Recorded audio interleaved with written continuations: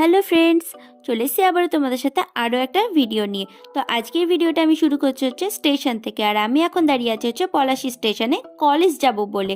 এর আগে একটা ব্লগে তোমাদের শেয়ার করেছিলাম যে আমাকে পড়াশোনা সূত্রে বাইরে থাকতে হয়, বাট ইদানিং আমার বাবার শরীরটা ভীষণই খারাপ বলে আমাকে বাড়ি থেকে যাতায়াত করতে হচ্ছে। তো আমি এখন ট্রেনের জন্য ওয়েট করছি।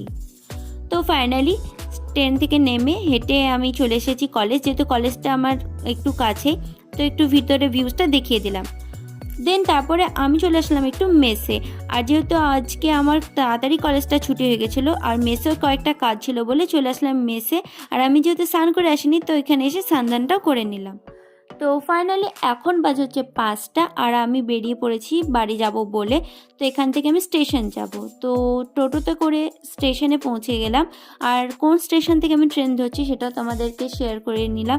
আর কোথায় থাকি সেটাও তোমাদের সাথে শেয়ার করা হয়ে গেল। তো ফাইনালি এখন ট্রেনের জন্য